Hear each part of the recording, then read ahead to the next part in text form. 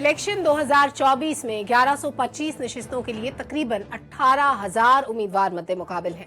तनासुब निकालें तो एक हल्के के लिए 19 उम्मीदवार बनते हैं। कौमी असेंबली नशिस्तों की बात करें तो 272 नशिस्तों के लिए 5,121 उम्मीदवार मैदान में हैं।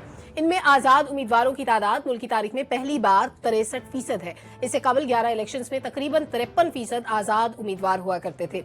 इस बार जो 10% इजाफा हुआ उसमें तकरीबन 5% लोग तहरीक इंसाफ के हिमायत याफ्ता हैं। आजाद उम्मीदवारों की तादाद इतनी है कि ज्यादा नशिस्तें जीतने पर अपना वजीर आजम भी बना सकते हैं। ये बात चीफ इलेक्शन कमिश्नर भी कह चुके हैं।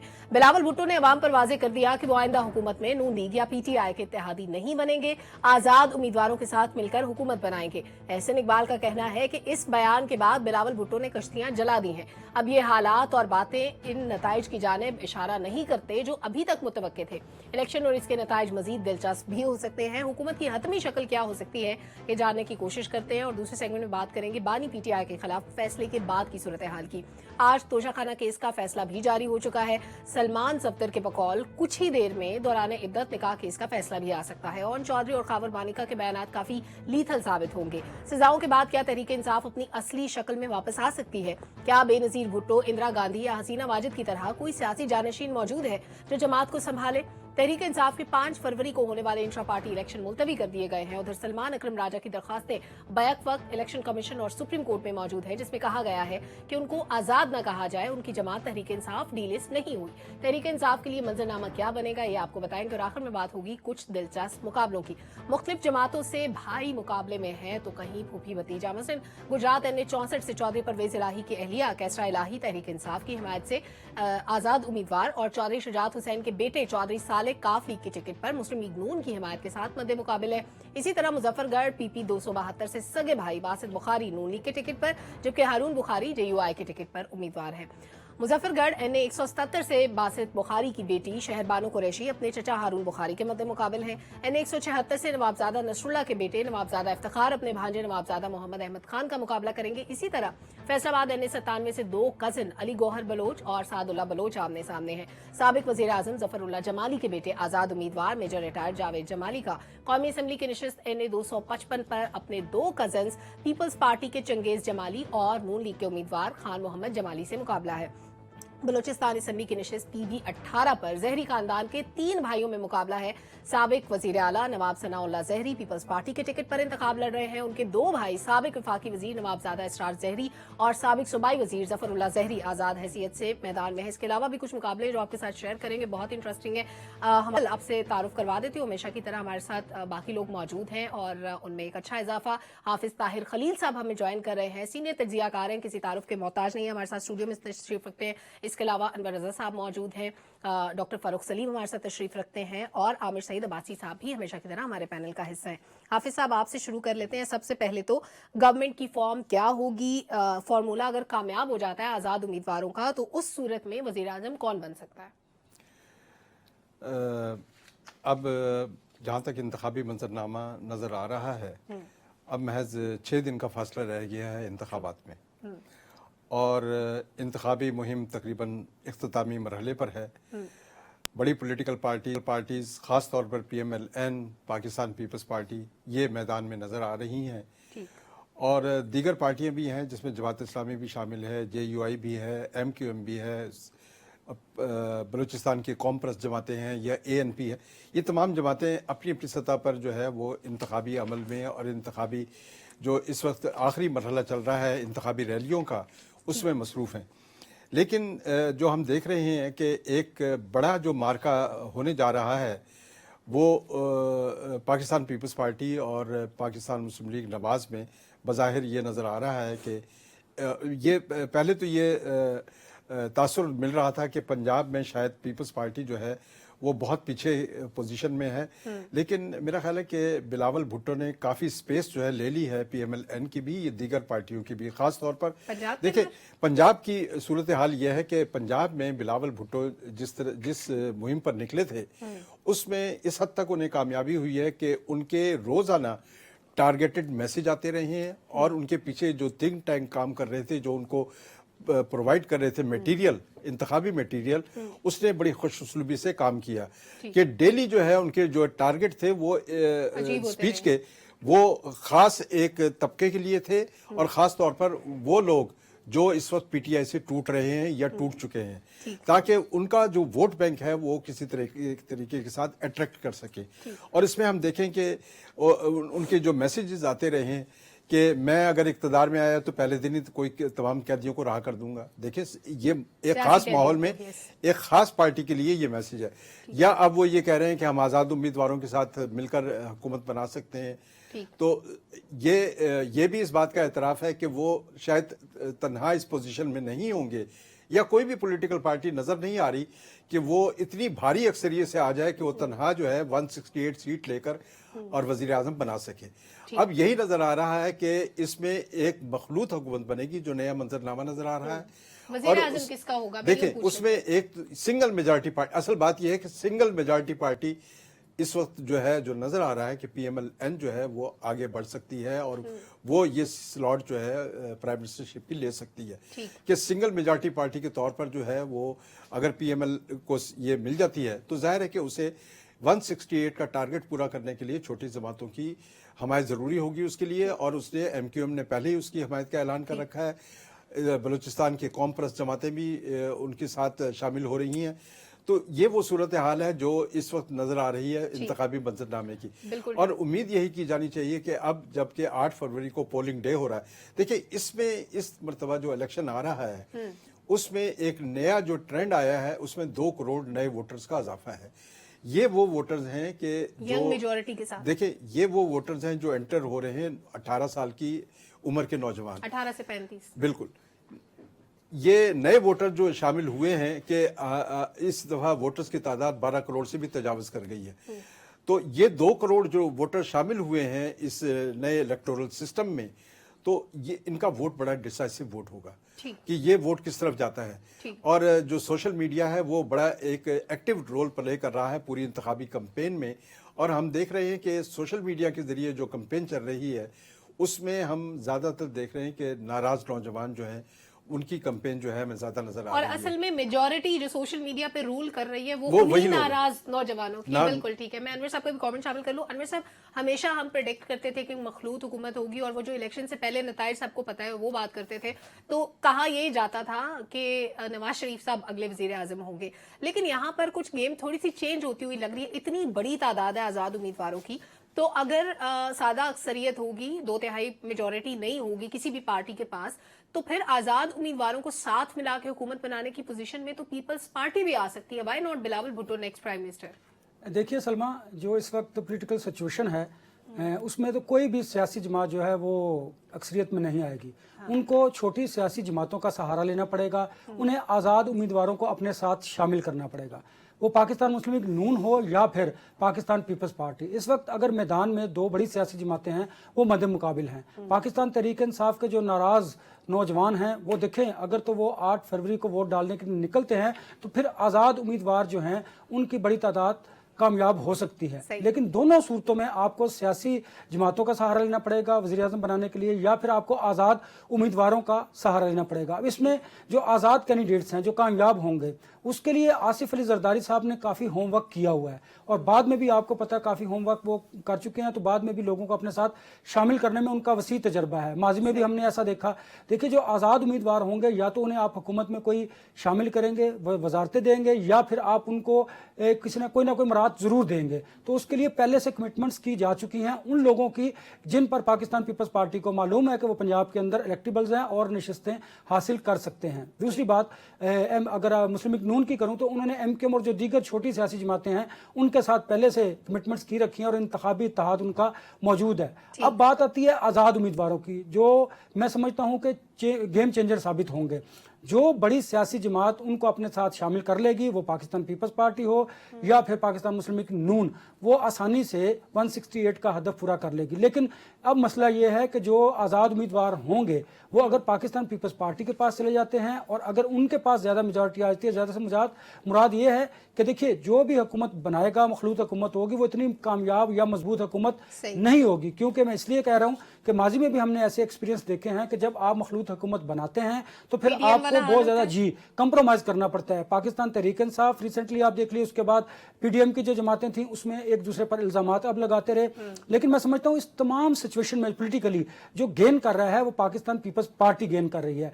वो बिलावल भुट्टो जरदारी अपने जो सियासी हरीफ हैं उन पर बिल्कुल लफ्जी गोलाबारी भी कर रहे हैं और उसका उन्हें फायदा भी हासिल हो रहा है। एक बात, दूसरी बात, वो पाकिस्तान तहरीक इंसाफ के उन नौजवान वोटर्स को अट्रैक्ट कर रहे हैं मुस्लिम लीग नून के खिलाफ, और उन्हें बताते हैं कि मुस्लिम लीग नून जो है वो आपकी दुश्मन है, वो आपके लीडर को ये सारी सूरत से दो चार कर रही है, वो ये हमदर्दी का वोट हासिल करना चाहते हैं। अब अगर अगर जो यंग वोटर्स हैं वो बाहर निकलते हैं 8 फरवरी को, तो मैं समझता हूं कि उसके नतीजे में आजाद उम्मीदवार जो हैं वो ज्यादा कामयाब होंगे, जो फिर किसी ना किसी तरफ जाएंगे और वो हुकूमत बनाने की पोजीशन में होंगे। बिल्कुल ठीक है। डॉक्टर साहब, आपके ख्याल में आइंदा जो हुकूमत होगी इस इलेक्शन के नतीजे में वो किस किस्म की हुकूमत होगी? देखिए सलमा, बैसाखियों भी खड़ी होगी हुकूमत, माजूर होगी। वजीर आजम अगर नवाज शरीफ बनते हैं वो भी बैसाखियों पे खड़े होंगे। देखिए 336 सीटें हैं इस साल नेशनल असेंबली में टोटल, तो वो 169 का नंबर है जो आपने हिट करना है। 168 जो मेजॉरिटी बन जाएगी, मेजॉरिटी से एक ज्यादा हो जाएगी। 173 सीटें हैं सिर्फ पंजाब की। तो मेरे ख्याल में कि जो जीटी रोड कहलाती है, यानी कि अटक से रावलपिंडी, रावलपिंडी से मुल्तान, यहाँ पे मेन सीटें हैं 173। यहाँ पे जो पार्टी जीतेगी, और अगर जो सर्वेज आ रहे हैं सामने, पीएमएलएन को 5, 6, 7 दर्जन सीटें यहाँ से मिल जाती हैं, तो फिर उनका ज्यादा चांस होगा कि आजाद उम्मीदवार उनको बड़े कम चाहिए होंगे 169 का नंबर हिट करने के लिए। पीपल्स पार्टी की जो तारीख है, इंतखाबी तारीख है, वो ये है कि वो ठट्ठा से सखर तक की पार्टी रह गई। वहां से वो 3 से 4 दर्जन सीटें जीतती है। अगर उनको हुकूमत बनानी हो और अपने साथ आजाद उम्मीदवार लाने हो तो उनको कहीं ज्यादा चाहिए हो। पंजाब की कैंपेन का कोई फायदा नहीं नजर आता आपको उनका? देखिए पंजाब में उन्होंने बड़ी कोशिश की, लाहौर में बड़ी कोशिश की, लेकिन ये जीटी रोड वाला जो जनूबी पंजाब, तो वहां तो शख्सियात का वोट है। वहां पे तकरीबन 2 से 3 दर्जन सीटें हैं नेशनल असेंबली की, लेकिन मेरे ख्याल में जीतेगी वो पार्टी वजीर आजम बनाने के लिए जो जीटी रोड के ऊपर सीटें पीएमएलएन। लेकिन बैसाखियों पे हुकूमत बनेगी। जब बैसाखियों पे हुकूमत बनती है तो फिर जो प्रॉब्लम्स हैं मुल्क के वो बहुत बड़े हैं। अगले 3 सालों में 90 अरब डॉलर की वापसी, ठीक है, 6000 अरब रुपए का गर्दिशी कर्जा है बिजली के अंदर। बिजली और गैस को जो इस्लाहात लानी है, तो अगर बैसाखियों पे हुकूमत खड़ी है, मखलूत हुकूमत है, कमजोर हुकूमत है, और जो रिक्वायरमेंट है रियासत की वो है कि आपको बड़ी मजबूत हुकूमत चाहिए जो इस्लाहात भी ला सके और जो 90 अरब डॉलर की पेमेंट भी कर सके। तो ये एक तजाद नजर है। अच्छा, इस तजाद के साथ आमिर साहब, आप 2 बातें मैं चाहती हूँ कि आप उस पर कमेंट करती हैं। एक तो ये कि जो उम्मीदें हमारी नून लीग के साथ थी, अगर लोगों को साथ मिला के हुकूमत बनानी है वो तो बिलावल भुट्टो भी कर सकते हैं, पीपल्स पार्टी भी कर सकती है।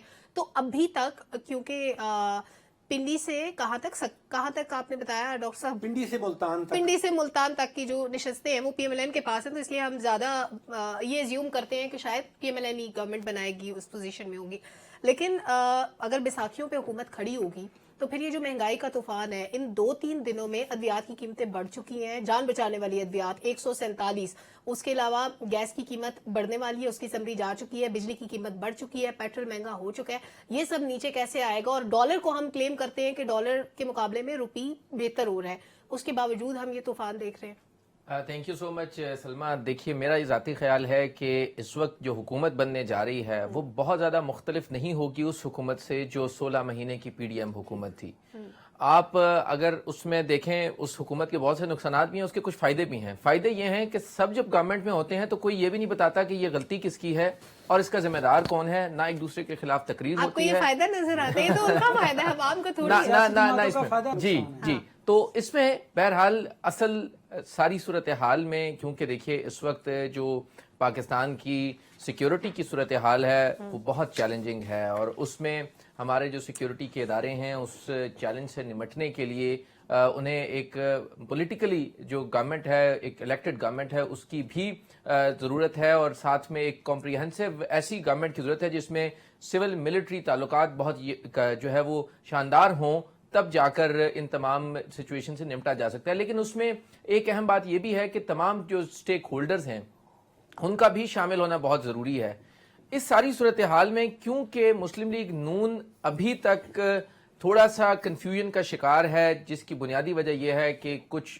فیملی کے اندر ڈسپیوٹس ہیں جو آپ نے بھی دیکھے ہوں گے, جس کی وجہ سے ابھی تک یہ بھی کلیئر نہیں ہو رہا, کیونکہ بعض جو ماہرین ہیں جو سمجھتے ہیں سیاست کو, ان کا یہ خیال ہے کہ اگر مسلم لیگ نون کی سیٹس کم ہوئیں تو شاید نواز شریف پرائم منسٹر نہیں ہوں گے, اور پھر ان کی جگہ پر شاید شہباز شریف یا کوئی اور بھی پرائم منسٹر ہو سکتا ہے. دیکھیے سچویشن بڑی سمجھنے کی ہے کہ یہ ساری ڈیپینڈنٹ ہوگی آزاد کے ساتھ, اور اگر آزاد یہ کہہ دیں کہ ہم صرف اس صورتحال میں سپورٹ کریں گے کہ پرائم منسٹر کوئی اور ہوگا یا ہمارا ہوگا یا کوئی اور ہوگا, اور اگر وہ کہیں کہ نواز شریف نہیں ہوں گے تو ہم ووٹ کریں گے, ایسی صورتحال بھی بن سکتی ہے.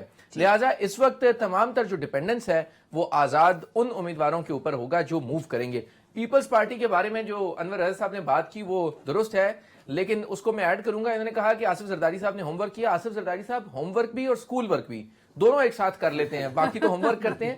انہوں نے دیکھے انہوں نے پی ٹی آئی کے سینیٹر کو ساتھ شامل کر لیا, ابھی اور بھی ان کے ساتھ بہت سے لوگ رابطے میں ہیں. یہ کام کوئی اور کر سکتا ہے. ایگزیکٹلی, اور ابھی بھی پی ٹی آئی کے بہت سے جو لوگ ہیں جو آزاد امیدوار ہیں وہ ابھی بھی ان کے ساتھ رابطے میں ہیں, اور وہ جو بات کرتے ہیں وہ بالکل درست ہے کہ ان کی ابھی بھی جو آزاد امیدوار ہیں ان کے ساتھ بہت اچھے کنیکشنز ہیں. تو لہٰذا یہ بہت زیادہ ڈیپینڈنٹ ہے. پی ایم ایل این اس وجہ سے بھی تھوڑی سی بیک فٹ پہ نظر آ رہی ہے, ایک تو ان کی کیونکہ ابھی تک کلیئرٹی نہیں ہے, اور دوسرا انہوں نے 54 نشستیں خالی چھوڑ دی ہیں اور اس میں اتحاد پہ چلے گئے. اب وہ اتحاد کتنا پائیدار ہوگا نہیں ہوگا یہ آنے والا وقت, یعنی اگر ان کو 2/3 اکثریت چاہیے تھی تو ان 54 سیٹوں پہ کوئی کمپرومائز نہیں کرنا چاہیے تھا, اس پہ ان کو بھرپور طریقے سے کنٹیسٹ کرنا چاہیے تھا. لیکن ابھی جو 63% آزاد امیدوار ہمیں نظر آ رہے ہیں ان کا ووٹ ڈیسائسو ہوگا کہ وہ کس طرف جاتے ہیں, پی ایم ایل این کی طرف. یہ آزاد امیدوار ایک مخصوص مدت میں ہفتہ دو ہفتے کی جو مدت ہے اس میں اپنی پارلیمانی پارٹی کا اپنا الگ گروپ بنا لیتے ہیں تو کیا یہ بھی پاسبلٹی ہے. وہی میں پوچھ رہا ہوں نا کہ اگر وہ اپنی ایک الگ پارلیمنٹری پارٹی بنا لیتے ہیں یا اسی کو ڈکلیئر کر دیتے ہیں کہ ہمارا جو گروپ ہوگا انڈیپینڈنٹ پارلیمنٹری آئی پی جی ہوگا, تو پھر کیا حیثیت ہوگی. پھر مجھے یہ نظر آتا ہے کہ پھر پی ایم ایل این نے یا پیپلز پارٹی نے ان کو ساتھ ملانا تھا, اب وہ لوگ ان کو ساتھ وہ تو کنگ میکر بن جائیں گے. پھر وہاں پر نمبرز کتنے لیتے ہیں ڈیپینڈنگ آن 5-6-7 درجن لے جاتے ہیں تو پھر آپ کی بات پھر وہ کام کر سکتے ہیں. دیکھیں سلمہ, بات یہ ہے کہ ابھی ہمیں جو انتخابی نتائج نظر آ رہے ہیں یا انتخابات کے حوالے سے جو اس کا منطقی انجام نظر آ رہا ہے, ہم اس پر یقینی طور پر کوئی بات نہیں کہہ سکتے ابھی صورتحال دیکھیں. لیکن یہ ہے کہ جب ہم دیکھتے ہیں کہ پارٹی کمپین خود میاں شہباز شریف جب یہ کہہ رہے ہیں عوام ہمیں سادہ اکثریت دے, وہ 2/3 کی بات نہیں کر رہے, 2/3 کی بات نہیں کر رہے. ایگزیکٹلی دیکھیں وہ کہہ رہے ہیں کہ عوام ہمیں سادہ اکثریت دے دیں. انہوں نے 54 سیٹیں چھوڑ دی, وہ کس منہ سے 2/3 مطلب اب دیکھیں نا, جب 2/3 کی بات ہی نہیں ہو رہی تو آپ اس سے اندازہ لگا سکتے ہیں کہ بھئی اب دیکھیں اصل مسئلہ جو ہوگا وہ نئی پارلیمنٹ پر ہوگا کہ نئی پارلیمنٹ کتنی مضبوط ہوتی ہے. ہمیشہ دیکھیں آج کی جو پارلیمنٹ ہے یا ہم دیکھ رہے ہیں کہ جو پارلیمانی سیاست ہے وہ بتدریج جو ہے کمزور ہو رہی ہے. پولیٹیکل پارٹی جو مین سٹیک ہولڈر ہے پارلیمنٹ کا وہ سب سے کمزور سٹیک ہولڈر ہے. اس کی وجہ یہی ہے کہ پولیٹیکل پارٹی جو ریپرزنٹیشن بھیج رہی ہے اندر وہ انتہائی کمزور لوگ ہوتے ہیں, وہ جنہیں آج الیکٹیبلز کہا جاتا ہے, کل تک انہیں لوٹا کہا جاتا تھا. لیکن حافظ صاحب ان کو اسٹرینتھن کرنے کا بھی ایک نقصان ہوتا ہے نا کہ پھر پارٹیز بلیک میلنگ پہ بات یہ نہیں ہے. جب آپ جمہوریت, پارلیمنٹری ڈیموکریسی اور پولیٹیکل پارٹیز کو کمزور کرتے ہیں تو جمہوریت اپنی سپیس چھوڑتی ہے, یہ سپیس کوئی اور لوگ لے لیتے ہیں. اور کمزور پارٹیوں نے اپنے آپ کو خود کیا ہے. وہی کہہ رہا ہوں کہ انہوں نے اپنی کمزور جب نمائندگی بھیجیں گے وہاں پر جا کر وہ کمپرومائز کرتے ہیں, وہ پارٹی ڈسپلن کے پابند نہیں ہوتے, وہ اپنے مفادات کے تابع ہو جاتے ہیں, تو سیاست تو پارلیمنٹری ڈیموکریسی کمزور ہو جاتی ہے. دیکھیں انتخابی اتحاد میں 54 سیٹس آپ اس پہ اتحاد کر لیں, پھر آپ سادہ اکثریت خود عوام سے مانگیں, آپ سپیس خود چھوڑ رہے ہیں. میں یہ کہہ رہا ہوں جب سیاست سپیس چھوڑتی ہے تو پھر اس خلا کو کوئی نہ کوئی تو پر کرنا ہوتا ہے. بالکل ٹھیک کہہ رہے ہیں آپ. مجھے ایک چھوٹے سے بریک کی طرف بڑھنے, بریک سے جب واقع تو کچھ اور اہم کیسز کے بارے میں بات کریں گے ہمارے ساتھ میں. वेलकम बैक नाज़रीन। बानी पीटीआई के खिलाफ दो फैसले आ चुके हैं, 2 केसेस के, और एक फैसला आज एक्सपेक्टेड है जो दौराने इद्दत निकाह केस का है, वो भी एक्सपेक्टेड है कि आज ही आ जाएगा। इन फैसलों के बाद पीटीआई का नैरेटिव लेकर आगे कौन चलेगा, पीटीआई की हैसियत क्या होगी, पीटीआई की इस वक्त स्ट्रेंथ क्या है, और आइंदा गवर्नमेंट बनने के बाद या जब गवर्नमेंट बन रही होगी उसमें भी क्या पीटीआई का कोई रोल हो सकता है, ये सारी बातें बहुत इंपॉर्टेंट है। लेकिन क्योंकि तोशाखाना केस का फैसला डिटेल्ड आज जारी हुआ है, तो उसके बारे में एक सवाल डॉक्टर साहब कि जो स्टेट को तहाइफ मिल रहे होते हैं, बांग्लादेश की बात करें, भारत की बात करें, वहां पर क्या रूल होते हैं उन तोहफों के लिए? जी सलमा, 1974 में जो हमने तोशाखाना रूल्स बनाए थे, मेरा ख्याल है कि वो कानून साज जो हैं हमारे, जिन्होंने वो कानून बनाया था, उन्होंने पाकिस्तान के साथ भी और पाकिस्तान में रहने वालों के साथ एक बड़ा धोखा किया था सही। कि ये रूल्स बना लें, वो भी अजीब किस्म के रूल्स हैं कि आप उसकी वैल्यूएशन करवा लें और उसको फिर कम कीमत पे खरीद लें। अब अंदाजा करें कि 3 अरब रुपए की वैल्यू, ये जो ग्राफ का ज्वेलरी का जो मिला था, वो 3 अरब की वैल्यू थी और उसकी वैल्यूएशन करवाई गई 90 लाख, यानी कि 0.3% जो असल वैल्यू की, और उसको फिर खरीद लिया गया। अब इंडिया में है ऑल इंडिया सर्विस रूल्स, वो ये कहते हैं कि अगर 10 लाख से ज्यादा का कोई तोहफा है तो कोई तरीका कार नहीं है कि आप उसको अपने पास रख सकते हैं। आप ना खरीद सकते हैं, ना उसकी वैल्यूएशन करवा सकते हैं, आपको वो जमा करवाना जरूरी है। मतलब क्लियर कट रूल्स हैं। हमारा तोशाखाना रूल्स जो हैं वो एम्बिगियस हैं, वेग हैं, कुछ समझ में नहीं आती उनको क्या करना। इसी तरह बांग्लादेश में जो है वो पब्लिक सर्विसेज रूल्स हैं, 2009 में उन्होंने बनाए, और वो ये कहते हैं कि अगर 25,000 टका उससे ज्यादा की वैल्यू की कोई चीज आप रिसीव करते हैं while your public office holder, वो आप किसी सूरत अपने पास नहीं रख सकते। ठीक। तो तोशाखाना भी क्लियर कट रूल्स होने चाहिए कि आप किसी सूरत, ये आपके लिए तोहफा नहीं है, ये आपका नहीं है, ये रियासत का है, और आप क्लियर कट कानून बनाएं कि उसको रियासत में जमा करवाएं। ना ये कि आप वैल्यूएशन करवाएंगे, फिर वैल्यूएशन कम होगी, फिर उसका एक फ्रैक्शन देंगे आप, और वो भी कहां से देंगे, किसको देंगे, और फिर आप वो तोहफा अपने पास रख लेंगे। ये बहुत ही, हमें रूल्स को रिव्यू करने की जरूरत है। आमिर अब्बासी साहब, पीटीआई इस वक्त कहां खड़ी है, इनका नैरेटिव लेकर अब कौन आगे चलेगा? और वो जो अलीमा खान साहिबा दुआइयां देती हैं कि ये वकला तो कहते थे कि हम लश्कर लेके आएंगे, हम ये करेंगे, ये सब तो अपनी कैंपेन में मसरूफ है। बानी पीटीआई इस वक्त अकेला जेल में है।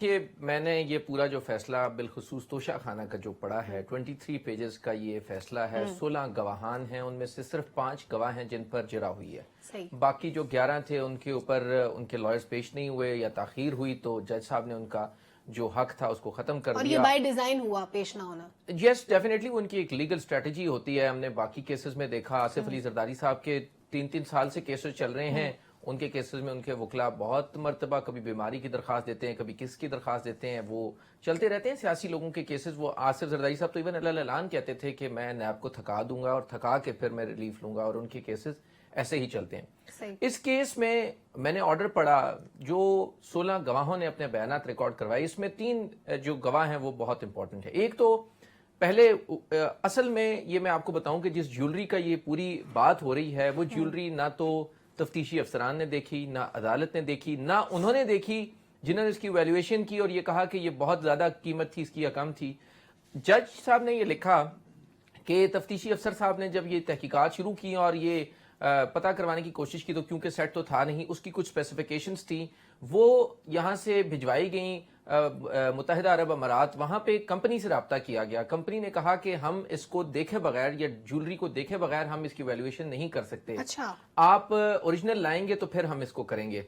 फिर जो कॉन्सुलेट में वहां पर जो मुतल्लिका अफसरान थे, उन्होंने कहा कि मामला बहुत हसास है, हम यूं करते हैं मार्केट में हम चेक करते हैं। उन्होंने मार्केट में वहां पर शारजा में, दुबई में, बाकी तमाम मार्केट्स में उन्होंने वहां पर विजिट किया, और एक अफसर साहब गए और उन्होंने सबको कार्ड्स दे दिए कि हमने ये एवेल्युएशन करानी है, हमें तरीका बता दें। वो मुख्तलिफ डीलर्स के पास गए। फिर वहां से अगले ही दिन या 3-4 दिन के बाद एक दुकान से एक साहब आए और उन्होंने कहा कि आप ये कार्ड देकर आए थे, मैं इसकी वैल्यूएशन करवा देता हूँ। वो आए, उन्होंने आकर वो स्पेसिफिकेशंस ली, फिर वो मार्केट में घूमे, उन्होंने बहुत से डीलर से वो रेट लिया और उन्होंने बताया कि अपने बयान में उन्होंने लिखवाया कि 19 खरब डॉलर की वैल्यू थी। तो जज साहब ने इवन दोबारा उनसे पूछा कि 19 खरब डॉलर, उन्होंने कहा सॉरी ये 1 करोड़ 90 लाख जो है डॉलर हैं, उसकी वैल्यू थी।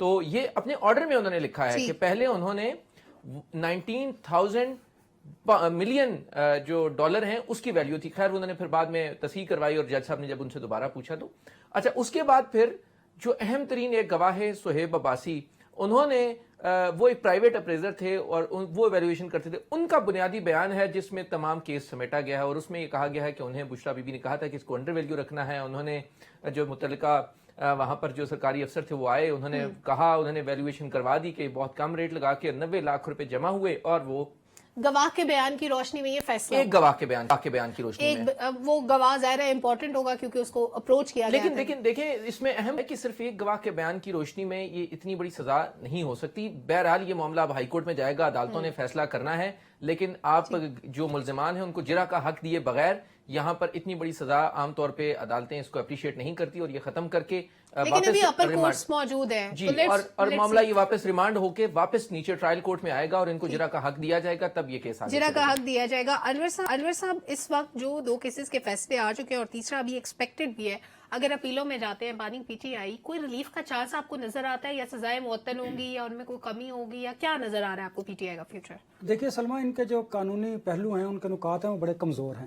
ڈیفینیٹلی اس پہ جو قانونی ماہرین ہیں, ہماری بھی ان سے بات ہوئی ہے, ان کا کہنا ہے کہ جب یہ ہائی کورٹ میں جائیں گے تو ڈیفینیٹلی یہ سزائیں معطل ہوں گی اور اس کو ٹرائل کورٹ میں بھیجا جائے گا جو قانونی طریقہ کار ہے. پہلی بات تو یہ ہے, تو سزائیں سسپینڈ ہو جائیں گی اور اس کے بعد یہ جب ٹرائل ہوگا اور جرح کا موقع دیا جائے گا پھر نئے سرے سے یہ کیس چلے گا. ایک بات.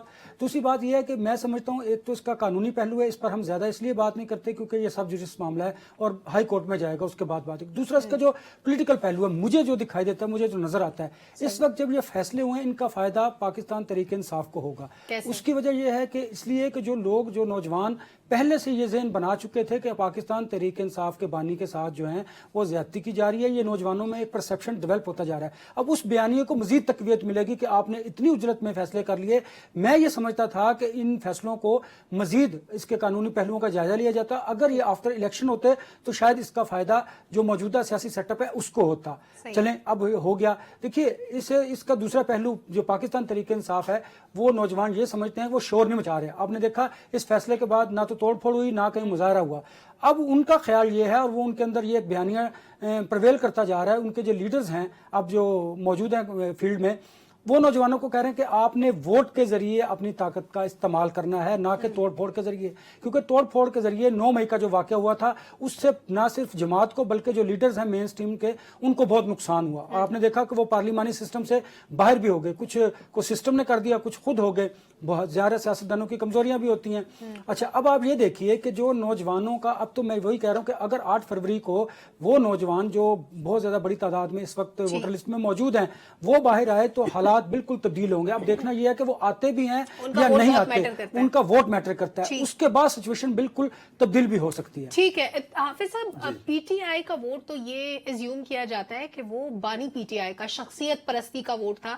پی ٹی آئی کے اندر اور کوئی ایسا بندہ نہیں ہے جس کے پیچھے لوگ چلتے ہوئے ہیں, جس کو ووٹ دیتے ہو. اگر وہ جیل میں ہیں, وہ سزائی یافتہ ہیں, ان کے اوپر کیسز پروو بھی ہوئے ہیں, جہاں پر کیسز ڈیلے ہو رہے تھے وہاں پہ ظاہر ہے ان کا جو صفائی کا حق تھا وہ لیا گیا. ادروائز انہوں نے جتنا لمبا چلا سکتے تھے انہوں نے بھی اپنے کیسز کو عدالتوں میں کھینچا ہے.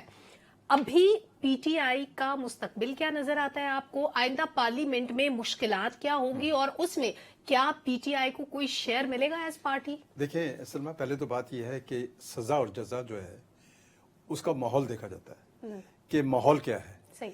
کیونکہ جب ماحول ہوتا ہے جزا کا تو آپ دیکھیں کہ ذوالفقار علی بھٹو کا جو اوتھ تھا اس کے لیے چیف جسٹس ریس کورس خود آئے تھے. As a chief martial law administrator بھی اوتھ تھا وہ, اور as a president of Pakistan بھی چیف جسٹس خود آئے اور انہوں نے اوتھ لیا.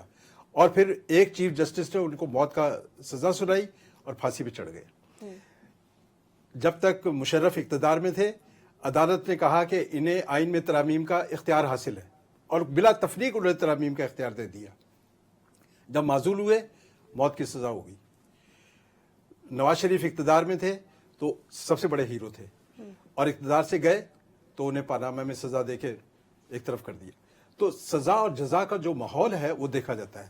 آج جو صورتحال ہے, کل جب انتخابات ہو جائیں گے یہ صورتحال یقیناً آپ تبدیل صاحب ہو مجھے جائے ذرا گی. بتائیے گا کہ جب 13 سازش کیس میں نواز شریف صاحب کو سزائے موت ہوئی تھی, کی سزا ہوئی تھی ہے نا, ہاں وہ رحمت جعفری نے جی جی جی وہ بھی میں نے کہا, دیکھیں اس کا بھی ذکر یہ ایک خاص ماحول میں ہوتے ہیں اور یہ ماحول جو ہے جب تبدیل ہوتا ہے تو سزائیں ختم بھی ہوتی. آج عدالت خود کہہ رہی ہے کہ جناب تاحیات سزا نہیں ہونی چاہیے تھی. آج عدالت خود کل جب یہ کیسز جائیں گے عدالتوں میں تو ماحول کچھ اور ہوگا. لیکن جج بشیر نے جب وہی ہے وہی بشیر صاحب نے بالکل ہمیں اس سے کوئی میں بشیر صاحب پہ نہیں کہ کوشچن جو کرنے بھی والی تھی کہ بشیر صاحب نے نواز شریف صاحب کو سزا سنائی تو وہ اچھے تھے, آج ہمیں ان کو ججوں سنائی کا تو برے ہو کانڈکٹ گئے. جو ہے ہمیں زیر بحث نہیں لانا چاہیے کہ جج کون ہے کون نہیں ہے. وہاں اس سیٹ پر جو بھی بیٹھے گا وہ سزا دے گا یا جزا جو بھی ہے یہ اس کا اختیار ہے, اور جو پروسیکیوشن دے گا اسے اس کے مطابق یا جو ایویڈنسز آئیں گی اس کے مطابق وہ فیصلے کرتے ہیں. ہمیں اس کنٹروورسی میں پڑھنا نہیں چاہیے کہ وہاں پر بیٹھا کون ہے. بات یہ ہے کہ یہ تمام جو فیصلے ہوتے ہیں یا جو اس طرح کی کیسز ہوتے ہیں یہ خاص انوائرمنٹ کے تحت ہوتے ہیں. جب دیکھیں پولیٹیکل گورنمنٹ آئے گی یہاں پر پالیٹکس ہوگی, یہ تمام چیزیں جو ہیں پارلیمنٹ میں ڈسکس ہوں گی. بالکل یہ ماحول ڈسکس ہوگا. پارلیمنٹ کے سامنے جو سب سے بڑا چیلنج ہوگا, جو سوال آپ نے پوچھا, دوسرا سب سے بڑا چیلنج یہ ہوگا کہ وہ پولیٹیکل ٹیمپریچر کو کم کرے. دیکھیں پارلیمنٹ چل ہی نہیں سکتی موجودہ ٹیمپریچر میں, اور جو بھی حکمران آئے گا اس کا سب سے پہلا کام یہ ہوگا کہ سیاسی جماعتوں کو ساتھ بٹھائے. اگر اس نے پاکستان کا ایجنڈا مکمل کرنا ہے, پاکستان کا, جس طرح ڈاکٹر صاحب کہہ رہے تھے ہمیں $90 بلین دینے ہیں 3 سال میں, آئی ایم ایف کہہ رہا ہے $71 بلین آپ کو ایکسٹرنل فائنینسنگ کی ضرورت ہے 3 سال میں, $24 بلین چاہیے آپ کو صرف قرضوں اور سود کی ادائیگی کے لیے ہر مہینے ہر سال. تو آپ کے پاس تو مانگے تانگے کے پیسوں پہ آپ ریاست چلاتے ہیں. بالکل ٹھیک بات ہے, اس کے لیے بیٹھ کے بات کرنی ہوگی. ایک چھوٹے سے بریک کی طرف بڑھنے سے 3 منٹ بعد واپس آ کے بات کریں گے بہت ہی دلچسپ مقابلوں کے ہمارے ساتھ رہیے.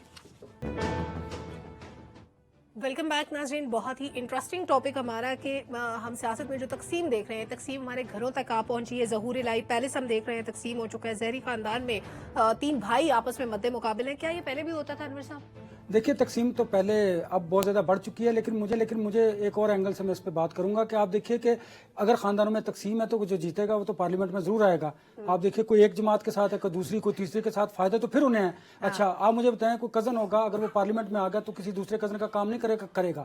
یہ موروثی سیاست ہے جس کا خاتمہ کرنا بہت ضروری ہے. وقت کم ہے اس لیے میں اس پہ اتفاق کر لیتا ہوں. ٹھیک ہے حافظ صاحب, کیا اس تقسیم کی وجہ سے ووٹر کنفیوز نہیں ہوتا؟ نہیں, دیکھیں بات یہ ہے سلمہ کہ آپ یہ صرف یہ پاکستان کی بات نہ کریں, آپ اس جنوبی ایشیا میں دیکھ لیں کہ ڈائنیسٹی پالیٹکس جو ہے وہ پوری جنوبی ایشیا میں موجود ہے. صرف پاکستان میں جو ہے اگر یہاں پر ذوالفقار علی بھٹو کا خاندان یا نواز شریف کا خاندان یا یہاں JUI کے بارے میں اب کہا جا رہا ہے یا پیپلز پارٹی کے بارے, یہ تمام خاندان بھی موجود ہیں. تو ساتھ ہی پڑوس میں بھی دیکھ ایک بھائی ایک پارٹی سے, دوسرا بھائی دوسری پارٹی. لیکن یہ تقسیم جو ہے یہ اب یہ ہے کہ پارٹیاں جو ہے ڈیوائیڈ ہو رہی ہیں, تقسیم واضح ہو رہی ہے, اور اس تقسیم کی وجہ سے پاکستان کا درجہ حرارت بھی بڑھ رہا ہے اور پاکستان کی پالیٹکس تقسیم در تقسیم نکل آیا ہے موروثی سیاست سے. جی بالکل بالکل ٹھیک ہے. اچھا عباسی صاحب, دیکھیے میرا یہ خیال ہے کہ یہ کیونکہ مقابلے اور اس میں کیونکہ جو تمام سیاسی جماعتیں ہیں, آپ کو پتا ہے کہ ہر فیملی میں سے کوئی نہ کوئی آج کل ایک پارٹی میں ہے, کوئی دوسری پارٹی میں ہے, لہذا یہ ایک ٹیکنیکس بھی ہیں کہ باہر سے جناب آپ دوسری پارٹی میں رہیں اور اندر سے سب ایک ہیں. تو مجھے یہ لگتا ہے کہ شاید یہ ایز پر پلان ہی ہے, اور اس میں باہر سے سارے لوگ الگ ہوتے ہیں, اندر سے سارے اور سب گھر کی بات گھر میں رہ جائے گی. ہاں گھر کی بات. اچھا ویسے وقت کم تھا, لیکن اتنا بھی کم نہیں تھا جتنی آپ لوگوں نے مختصر بات کی. ڈاکٹر صاحب سب سے انٹرسٹنگ مقابلہ کہاں ہونے والا ہے؟ 4 لاہور کے حلقے اور ایک DI خان کا حلقہ. جو NA-130 لاہور کا ہے اس میں نواز شریف صاحب اور یاسمین راشد صاحب, ان کا بڑا سخت مقابلہ ہوگا. NA-127 ہے اس میں بلاول صاحب ہیں اور ان کے خلاف عطا اللہ طارر سر کھڑے ہوئے ہیں PMLN والے. اور پھر NA-119 ہے اس میں مریم صاحبہ ہیں اور ساتھ میں عباد فاروق صاحب PTI والے ہیں, اور اس کے ساتھ ساتھ افتخار شاہد صاحب پیپلز پارٹی کے کھڑے ہیں. یہ تین وہاں پہ کھڑے ہیں. بڑا انٹرسٹنگ مقابلہ ہوگا. NA-122 میں خواجہ سعد رفیق صاحب اور لطیف کھوسا صاحب جو PTI کو اور DI خان میں بڑا انٹرسٹنگ ہے. DI خان میں مولانا فضل الرحمان صاحب, ان کے خلاف گنڈا پور صاحب PTI والے, اور پیپلز پارٹی والے فیصل کنڈی صاحب. تو یہ 5 حلقے جو ہیں یہ بڑے امپورٹنٹ اور بڑا دلچسپ کہہ لیں ان کو. بالکل. ٹھیک ہے اور یہ اس بہت پہ ویسے میں ایڈ کرنا چاہوں گا ڈاکٹر صاحب نے ایک بڑی زبردست بات کی بریک میں کہ ووٹس بھی میٹر کریں گے اور ان کی کاؤنٹنگ بھی بڑی میٹر کرے گی، لہٰذا مقابلے بھی آپ سخت ہیں ڈاکٹر اور صاحب کی بات کو امینڈ کر گئے، ویسے تھوڑا انہوں نے سا ایسے amend نہیں کر کہا دیں۔ تھا، دیکھیے، لیکن ٹھیک اپنے ہے۔ اپنے آپ کو بچانا بھی تو ہے۔ ڈاکٹر صاحب دیکھیے یہ بات تو درست ہے نا کہ اگر کوئی ہارے گا تو وہ اسی جماعت سے ہوگا، جیتے گا اسی گھر سے ہوگا، تو دیکھنا اس موروثی سیاست کو ختم کرنا ہے۔ کیا پاکستان میں پڑھے لکھے لوگ موجود نہیں؟ کیا کوئی اور پڑھے لکھے لوگ امیدوار نہیں ہو سکتے؟ بالکل تو ہمیں ٹھیک اس ہے۔ طرف جانا ہے۔ آپ کی اور میری زندگی میں تو مجھے پروگرام کا ہوتا وقت نظر ختم نہیں ہو گیا ہے۔ آتا ہے۔ تمام پینلسٹ کا بہت شکریہ، حافظ طاہر خلیل صاحب بہت شکریہ، آج آپ نے ہمارے پروگرام نکالا۔ پبلک اوپینین سے اجازت دیجیے، اللہ حافظ۔